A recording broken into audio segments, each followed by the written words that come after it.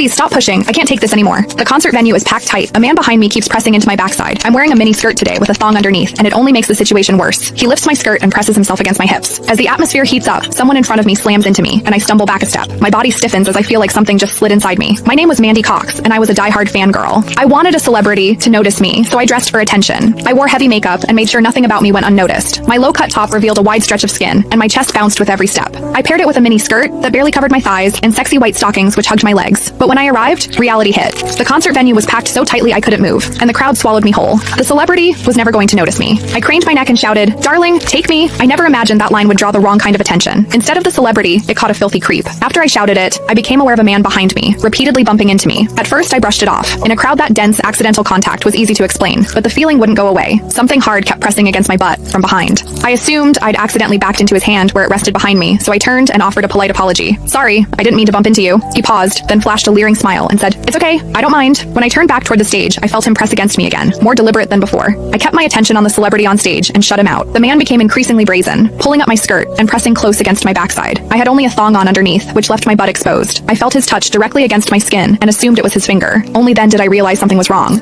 The pressure was warm and solid in a way a finger could never be. My mind lurched as the truth hit me. In the 20 years of my life, this was the first time a man had ever molested me. Fear surged through me, sharp and overwhelming, and my body reacted with an instinct to flee, but there was no way to move. The concert floor was packed wall to wall, leaving me stuck where I stood. I drew myself tight, bracing as if tension alone could keep the fear out. As I did, my hips closed around the man's so-called finger, trapping it between my cheeks. An unfamiliar sensation followed, and warmth rose to my face. What confused me was that I didn't recoil from it. There was a muted comfort to it, and against my will, it sparked a faint sense of expectation. The man behind me seemed to take it as a signal. He moved in closer, repeating the motion until the intrusion was unmistakable. I had lived a sheltered life as a college student, and now I was being toyed with by a stranger while surrounded by people. Shame surged within me without warning. I felt the urge to sob, but my throat closed, and my voice deserted me. Worse still, the pressure forced my thong inward and sent a restless, prickling discomfort through my body that wouldn't fade. A quiet, involuntary sound escaped me, and the embarrassment followed instantly. I gathered myself and strained to suppress it, holding it down until my throat tightened. The blaring music and the screams around me drowned everything out. With every eye fixed on the stage, no one was aware of what was happening to me. At the same time, the intensity continued to rise, touching something deep inside me. I bit down on my lip as cold sweat traced my spine. My awareness was tipping back and forth between humiliation and a pleasure I couldn't bring myself to name. I knew I couldn't take it anymore if it continued, so I turned sharply to face the man behind me. "Please stop pushing. I can't take this anymore."